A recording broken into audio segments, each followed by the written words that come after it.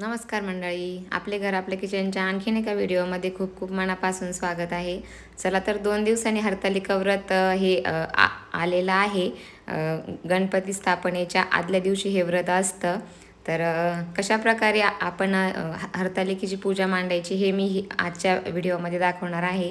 तर व्हिडिओमध्ये दाखवल्याप्रमाणे आधी वाळूची छान अशी आपल्याला पिंड बनवून घ्यायची आहे. वाळू आधी स्वच्छ धुवून घ्यायची आहे, कारण की ती एक नदीच्या ठिकाणावरून आणली तर ती वाळू चांगलीच असते, पण बांधकामाच्या ठिकाणावरून जर आणली तर त्यामध्ये सिमेंट वगैरे मिक्स झालेलं असतं. त्यामुळे आधी स्वच्छ धुवायची आणि मग छान अशी पिंड आपण बनवून घ्यायची.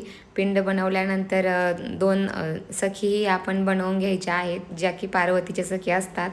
आणि अशा प्रकारे आधी पिंड एका ताटामध्ये बनवून घ्यायची आणि मग गणपती स्थापना करून घ्यायची. पाहू शकता व्हिडिओत दाखवल्याप्रमाणे एक पान घ्यायचं आहे, त्यावर थोडेसे तांदूळ, हळदी कुंकू घ्यायचं आहे आणि मग त्यावर गणपतीची मूर्ती किंवा गणपतीची मूर्ती नसेल तर सुपारी ठेवली तरीही चालेल.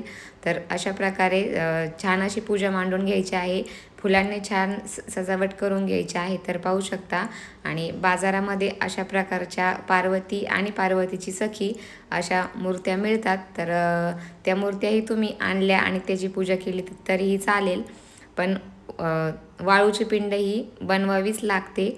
तर पाहू शकता तुम्ही, अशा प्रकारे पूजा छान अशी मांडून घ्यायची आहे. आपल्याला मूर्ती जरीही नाही भेटली बाजारामध्ये, आपल्याकडे शक्य झालं नाही बाजारात जाणं वगैरे, तर आपण फक्त वाळूची पिंड तयार करून आणि वाळूच्या सखी तयार करून आपण ही पूजा करू शकतो. तर अशा प्रकारे पूजा मांडून घ्यायची आहे. आणि सर्व असं पानाचं विडा वगैरे सर्व ठेवायचा आहे. तर पाहू शकता छान असे पांढरे फुलं वगैरे ठेवायचे आहेत. आपल्याकडे जे फुले म्हणजे आहेत ती ठेवली तरी चालतात, पण पांढरे फुलं असतील तर चांगलंच. आणि 5 प्रकारचे पानं, जे की आंबा आणि आणखीन काही फळांची 5 प्रकारचे पानं, किंवा काही ठिकाणी 16 प्रकारचे पानं, म्हणजे 16 प्रकारच्या वनस्पतीचे पानं हेही ठेवतात.